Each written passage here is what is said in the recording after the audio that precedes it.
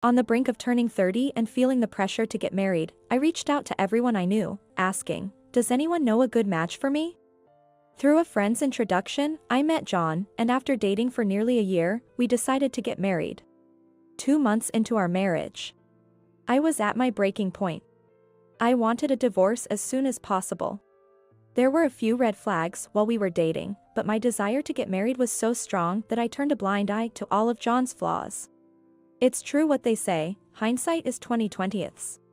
My name is Mia, and I'm a 29-year-old nurse. John, who is 8 years my senior, turned out to be a boastful and incredible liar. First off, his job title was a lie. John was actually just a supermarket employee with no specific position. I didn't intend to judge based on occupation, but he had claimed to be the store manager while we were dating, and given he was 37 years old, I naturally believed him. However, when we were deciding on the guest list for our wedding, he mentioned, "We have to invite the store manager, Alex, and the assistant manager, David," revealing his lie. "Wait, I thought you said you were the manager?" When I confronted John, he casually revealed, "I never said that. I mentioned I'd eventually become the manager." What? You lied? I was shocked and felt betrayed. But the wedding venue was already booked, and we had already introduced each other's families. "If you really mind, we don't have to get married," John said, threateningly. Regretfully, I replied, "No, let's get married," which I now realize was a mistake. "You didn't fall for my job title, you fell for me, right? The details don't matter. Just follow me without fuss." "Is that so?" John tried to act confident and cool, but frankly, it was anything but. Then why lie about being a manager in the first place? I wanted to point that out, but I kept quiet to avoid an argument. The next lie was about our living situation.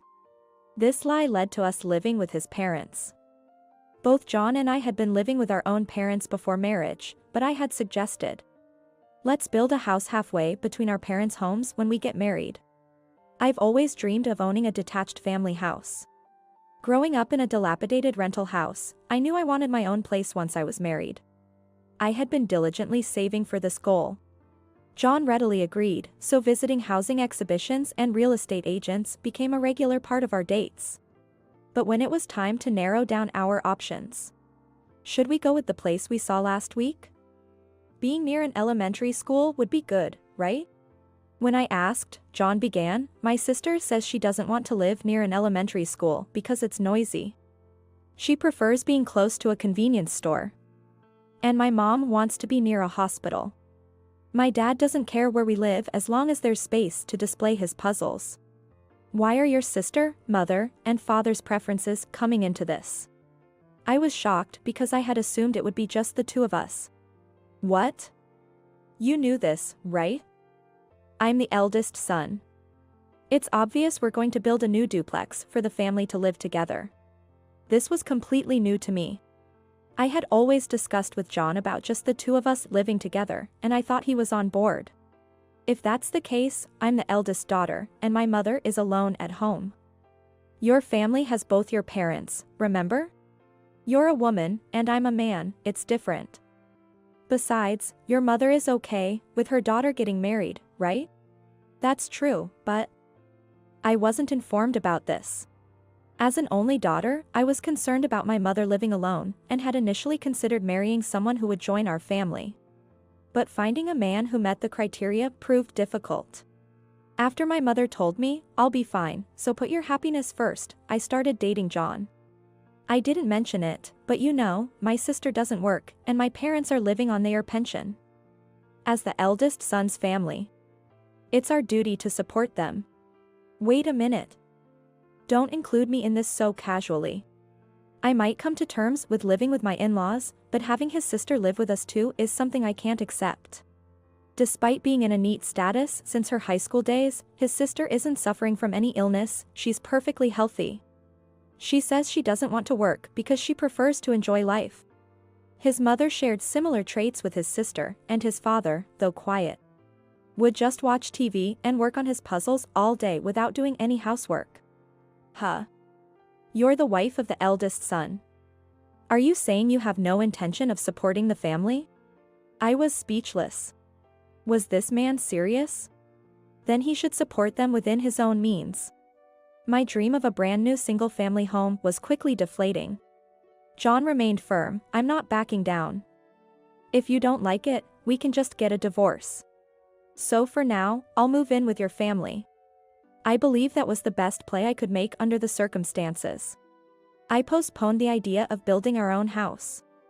I didn't want to waste the savings I had accumulated for our dream home during my single years.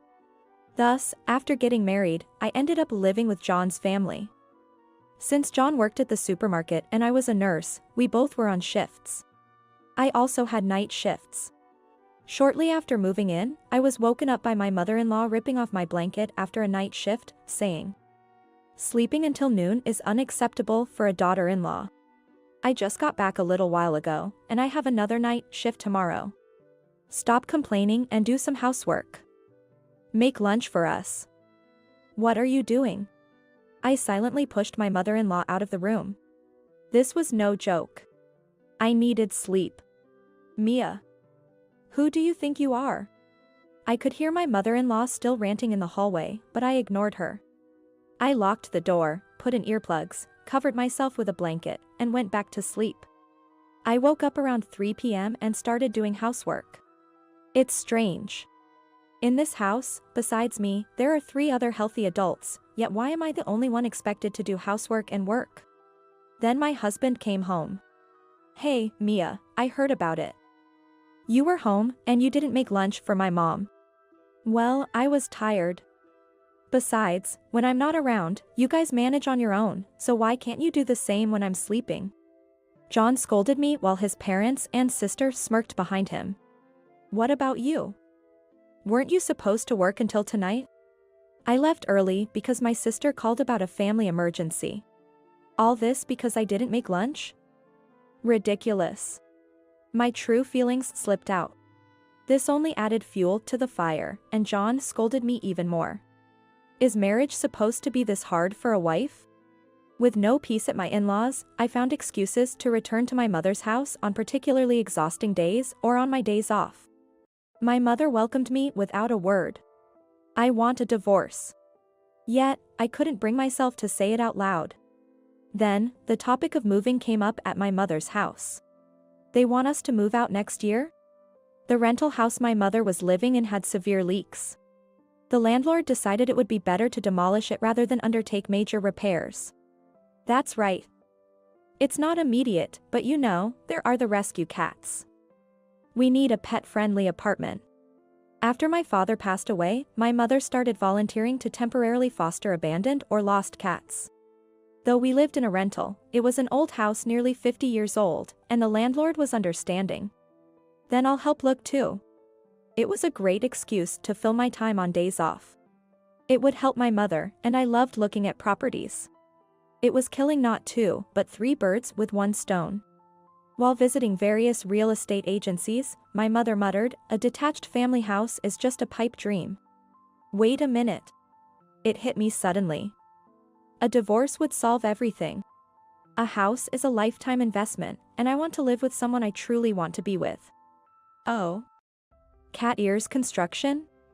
It was a construction company we stumbled upon by chance, but the sign had a cat picture on it. And a banner at the entrance read, "Homes for Cat Lovers." We couldn't help but go inside. The clerk, a very friendly woman, enthusiastically explained their offerings, including a catio, an outdoor cage for cats. I thought cats were strictly indoor pets. But it turns out they offer sunrooms for cats who enjoy sunbathing and large cages that allow cats to safely go outside through a special door. We listened intently and left with a bunch of brochures. As we left the store, I declared, "I'm going to get divorced and live with you, Mom." That came out of nowhere. My mom was surprised but didn't say anything more.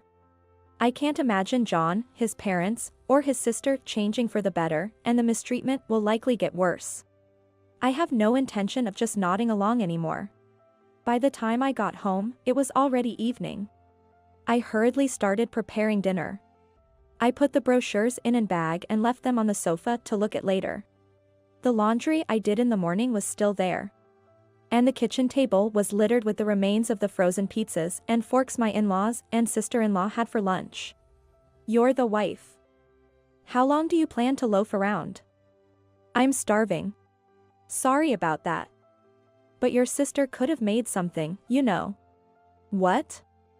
That's ridiculous. My sister-in-law was visibly upset, but I decided not to let it bother me. We'll be strangers soon anyway. Later that night, my husband came home and scolded me, "Hey. There's only $700 in the account for this month's expenses." I lied, "Oh, sorry. There was some administrative issue at work, so my salary will be delayed." "All right then. Make sure to deposit it as soon as you get paid, or it's divorce for us." "Sure," I replied. Last month, when we started living together, we discussed how to handle the household expenses. John insisted that I contribute almost my entire salary of $2,500, while he would only put in $700. He planned to keep the rest as his allowance, but I couldn't agree to that. I insisted on equal contributions, and through various means, I've only been depositing $700 for the past 2 months. Life continued much the same for a while. I consulted a lawyer, prepared for divorce, sorted my belongings, and kept busy with work and organizing my parents' home. John, who usually has different days off, recently started going out more often with his parents and sometimes even his sister. I found it odd, but it was convenient for me. Then, one day, John said, "I've bought a new duplex. We're going to sign the mortgage next Monday. Just so you know, if you oppose this, we divorce." He even showed me the divorce papers, very considerately. A house. What do you mean? You brought home those housing brochures, right? I went with a different major builder, but it's still based on what you wanted. So you'll need to use all your savings. Indeed, I had talked about saving for a home when we were looking at properties. Can I see those divorce papers, please? My mind went blank with shock, but this was actually an opportunity. I meekly looked down and took the divorce papers. Skimming through, I saw it was already filled in. I had to stop myself from laughing. John didn't know I was preparing for divorce, so he thought threatening me with the one thing he believed I'd hate the most would make me comply. Too sweet. Dreading divorce was a thing of the past. Now, I couldn't wait to get divorced. I immediately completed the divorce papers and submitted them early the next morning. Since I hadn't brought any large items like furniture with me and had been gradually moving my belongings out, I was able to leave without much hassle. I went straight back to my mom's house. Even though John kept calling and emailing me that night, I ignored them all. A few days later, my ex-husband showed up at my parents' home. He brought his parents and sister with him, and all of them were fuming with anger. "Hey. What's the meaning of this? Why aren't you coming home?" I simply filed for divorce because I was given the divorce papers. I answered nonchalantly. "Don't mess around. I even built a house for us." "Well, you built that house without consulting me and threatened me with divorce if I objected." "That was your decision," I reminded him. Perhaps because we were at my mom's house, my mother-in-law was unusually quiet and tried to claim John must have been joking. Filling in divorce papers as a joke is not funny. Our personalities don't match at all, so I'll take this opportunity to divorce. Irreconcilable differences are the #1 reason for divorce, you know. My sister-in-law also chimed in, "We'll be in trouble without you. Who's going to provide for us? Who's going to pay the mortgage?" "Well, that's something your family needs to figure out on your own. I'm a stranger now. Besides, why should I have to take care of a perfectly healthy sister-in-law?" I retorted. My father-in-law glared at me in silence. "I never thought you could be so cold." John exclaimed. "Hey, look. That sounds like a difference in values, doesn't it? Another perfect reason for divorce." I joked. When I consulted with a lawyer, I was informed that simply citing irreconcilable differences or a clash of values isn't usually enough to easily obtain a divorce. However, in John's case, he lied about his job and income, and his everyday attitude spells verbal abuse. He tried to unilaterally force me to cover all living expenses. To top it off, he went ahead and bought a duplex on his own and then threatened me with a filled-in divorce form. So the reasons for our divorce were clear-cut. I won't accept this divorce, John insisted. Even if you say you don't acknowledge it, you wrote it yourself, and your father and mother are the witnesses. I showed him the screen of my phone. It was a good thing I took a photo before submitting it to the lawyer. At that moment, my mother appeared, filming everything on her phone. What do you think you're doing to my daughter? I've called the police. I've recorded everything. I can make this public if I want. While my mom hadn't said anything to me, she was obviously furious. My father-in-law panicked at the mention of the police. Please, no police. It'll look bad. Stop this. I had always thought my father-in-law was the silent type, but it seems he does speak up in situations like this. I realized in an odd way that John's tendency to boast must have come from his father. With that, John and his family reluctantly left. What are we going to do now? We can't pay the mortgage. Well, I guess we have no choice but to cancel, I overheard them say, but I knew cancellation fees would apply if they were already under contract. And with John's income alone, affording the house was impossible. Serves them right. Later on, perhaps worried about their public image, they paid me a settlement without a fuss, and a few months later, my mom and I moved into our dream home. A brand new detached family house built by Cat Ears Construction, tailored for the rescue cats to live in comfort.